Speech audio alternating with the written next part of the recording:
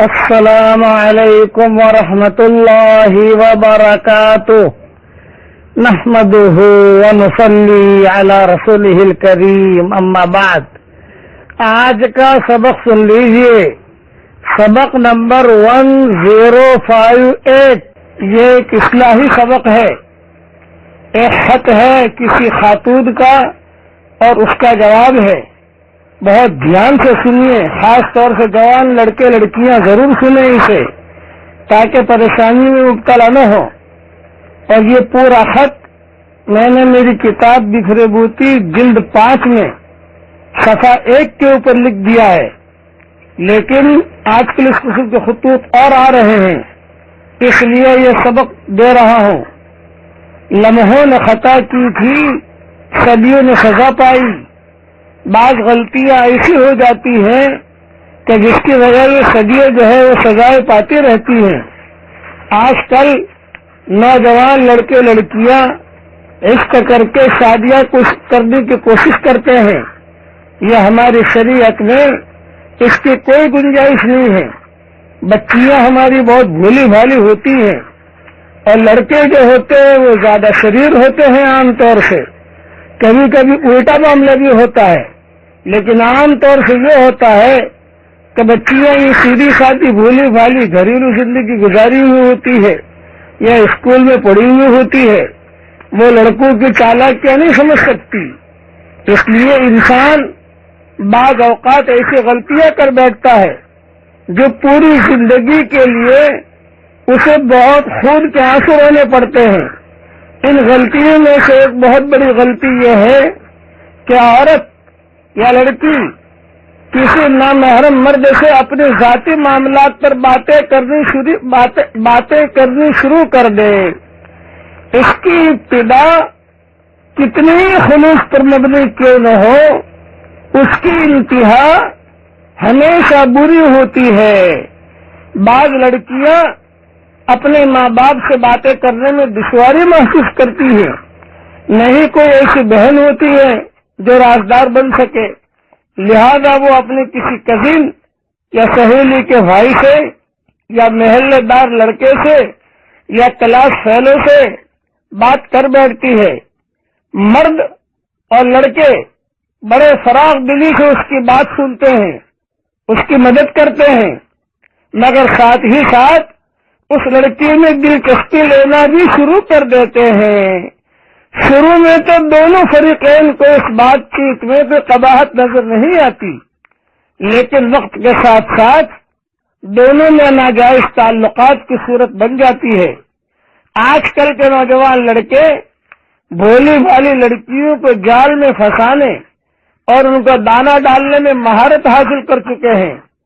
عموماً لڑکیاں نا تجربہ کار ہوتی ہیں، جبکہ لڑکے محبت کی پتنگیں اڑاتے ہیں، بڑھانے میں اور تجربہ بھی حاصل کر چکے ہوتے ہیں۔ لہذا وہ ہر نئی لڑکی کو ایسی حکمت عملی سے قریب کرتے ہیں کہ عقل دنگ رہ جاتی ہے۔ اگر لڑکی انہیں دینی ذہن کی نظر آتی ہے تو اس سے نیکی اور نماز کی باتیں کرنی شروع کر دیتے ہیں۔ اس لڑکی سے کہتے ہیں کہ تمہاری وجہ سے میرے دل میں نیک بننے کا شوق پیدا ہو گیا ہے۔ اگر لڑکی کی طبیعت میں ہمدردی نظر آتی ہے تو اس کے سامنے اپنی والدہ کی سختی اور ترسروئی یا اپنی بیوی کی تلخ کلامی کا ایسا منظر پیش کرتے ہیں کہ لڑکی کو اس پر ترس آ جاتا ہے۔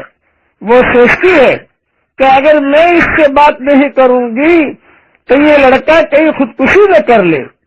اگر لڑکی غریب نظر آتی ہے تو اس کو نوکری دلوانے یا اپنے پاؤں پر کھڑا ہونے کا مشورہ دیتے ہیں۔ اگر لڑکی ناز نخرے والی اور چنچل نظر آتی ہے تو اس کی جوتی اور کپڑوں کی تعریفوں کے پل باندھتے ہیں، کلر میچنگ کی تعریف کرتے ہیں، اس کو قریب کر لیتے ہیں۔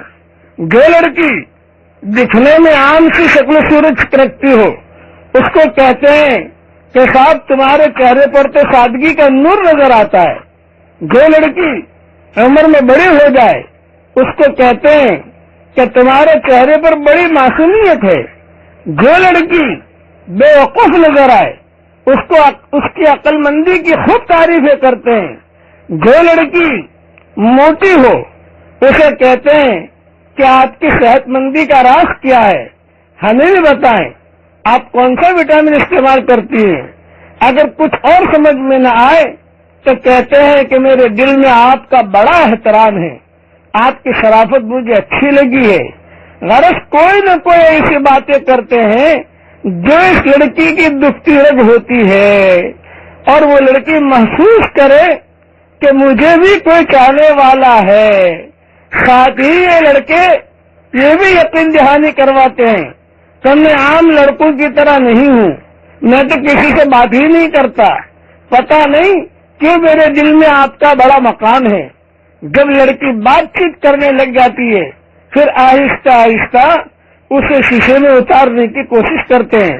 لڑکی کو پوچھتے ہیں تاریخ پیدائش آپ کی کیا ہے، تاریخ پیدائش لکھ کر رکھ دیتے ہیں تاکہ اسے مبارکبادی دی جا سکے. خط کے ذریعے رابطہ ہو، آج کل تو واٹس ایپ کے ذریعے رابطہ کر لیتے ہیں، تو ایسے اشعار لکھتے ہیں کہ پڑھنے والا دل تھام کے رہ جائے. کبھی کہتے ہیں کہ آپ مجھے کھانا کھاتے وقت یاد آئی، کبھی کہتے ہیں مجھے سوتے وقت یاد آئی، کبھی کہتے ہیں آپ مجھے نماز پڑھتے وقت یاد آئی. اگر لڑکی میں شرافت نظر آئے تو کہتے ہیں کہ آپ نے مجھے سیدھے راستے پر ڈالا ہے، میں تو گندگی کے دلدل میں پھنس رہا تھا. اگر لڑکی نمازی ہو تو کہتے ہیں میرے لیے دعا کرنا، مجھے تمہاری دعاؤں کی قبولیت پر بڑا یقین ہے. اگر لڑکی میں کوئی بیماری نظر آئے تو اس کے علاج معالجے کی باتیں کرتے ہیں.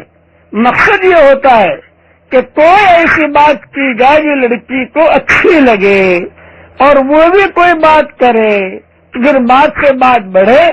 جب محسوس کرتے ہیں کہ لڑکی نے بے جھجک بات کرنا شروع کر دی ہے تو بات چیت کے دوران کبھی کبھار کہتے ہیں آپ مجھے بتائیے کہ آپ مجھے کیوں اچھی لگتی ہیں.